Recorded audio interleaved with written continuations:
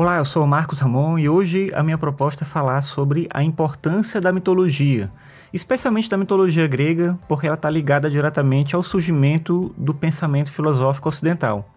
Bem, o mito é uma forma de crença estruturada em torno de uma narrativa que quer dar conta de explicar a origem de alguma coisa, seja o universo, a vida humana, os nossos sentimentos, as nossas ações.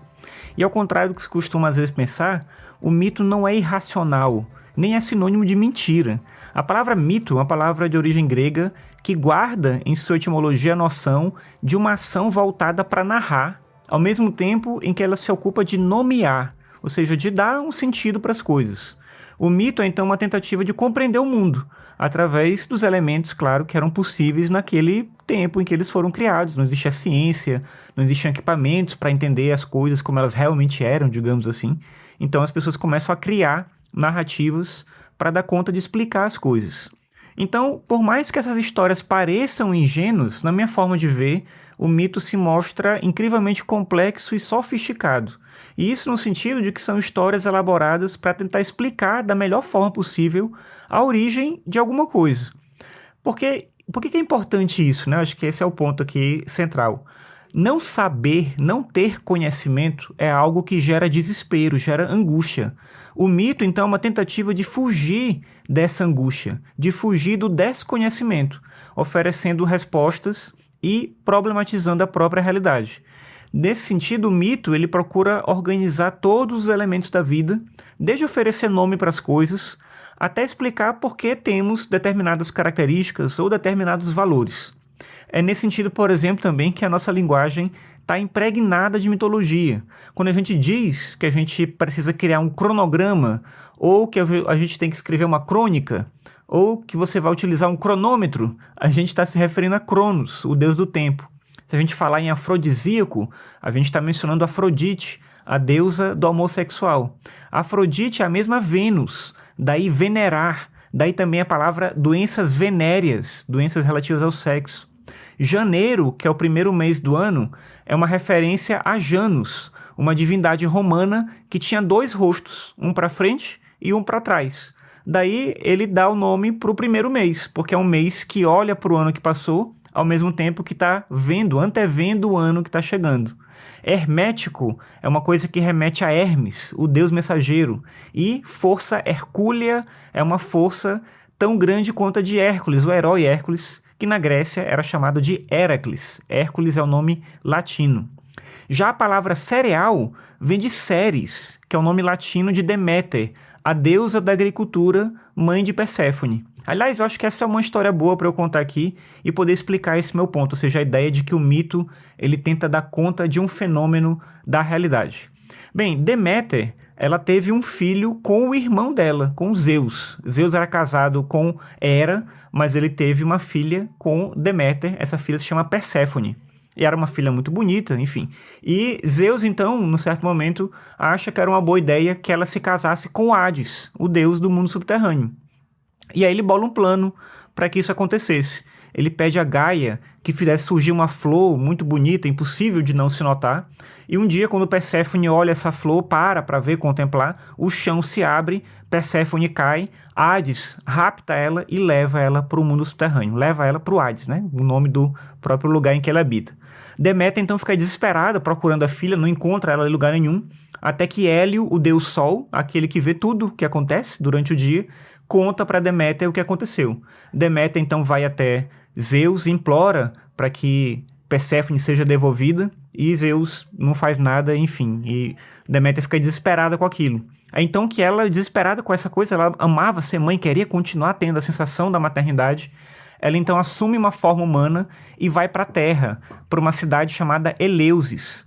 E lá, ela, nessa forma humana, vai procurar um trabalho como babá com o rei da cidade, chamado Seleu.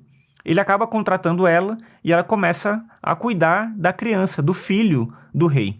Ela vai cuidando, então, desse filho, né, da criança, e se apaixona pela criança, né, se apaixona, né, com esse sentido, ela quer ser mãe daquele menino, então, toda noite, quando os pais estão dormindo, ela leva essa criança até a lareira, acende um fogo divino e, segurando o menino, ela vai dando pouco a pouco o dom da imortalidade para a criança. é um fogo divino, um fogo muito mais forte do que o que a gente conhece, mas que teria esse poder e que, claro, no menino não tá pegando fogo ali porque tá em contato com o corpo dela, que também é divino.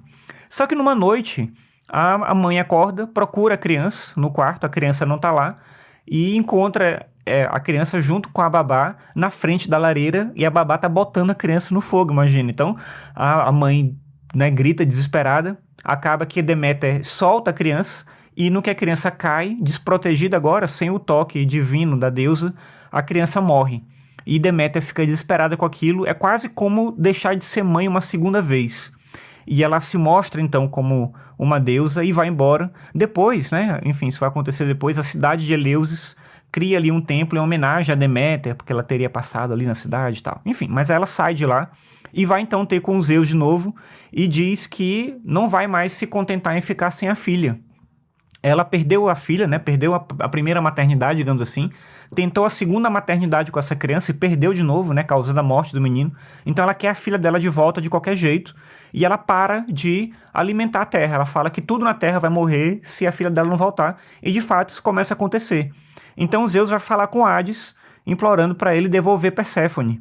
Só que Hades fala que Perséfone não pode voltar, de fato, porque ele deu para ela comer no mundo subterrâneo uma romã, né, uma fruta, e ela come dessa fruta. Então, como ela provou de algo que era do mundo subterrâneo, ela não pode simplesmente ir embora de lá, ela está presa àquele lugar. Mas ele faz um trato com Deméter. Durante parte do ano, a Perséfone vai ficar no mundo subterrâneo, e em outra parte do ano ela vai ficar com Deméter. E aí, o que acontece é curioso, né? Quando a Perséfone está com Hades, Deméter fica triste. É o outono e é o inverno.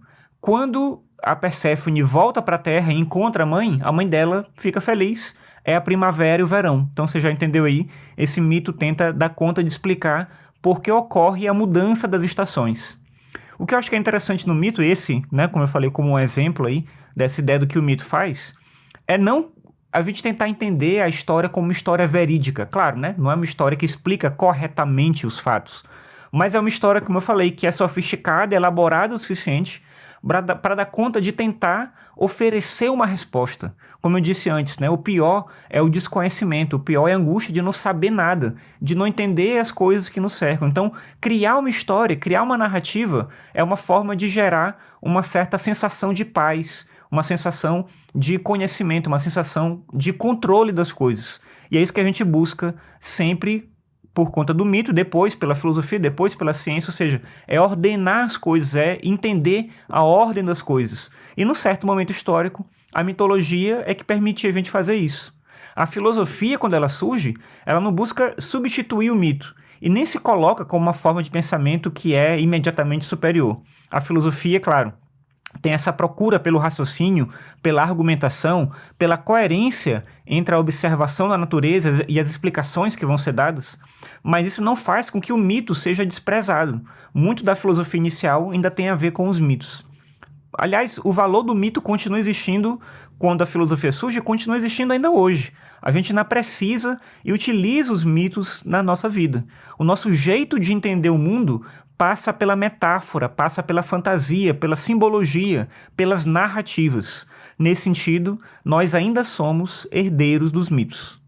Bem, é isso que eu queria tratar aqui hoje. Espero que você tenha gostado da discussão, da reflexão sobre o que é essa consciência mítica. Se tiver qualquer coisa para compartilhar comigo, pode me mandar um e-mail. Meu e-mail é contato@marcosramon.net. Então é isso. Obrigado. Até mais. Tchau.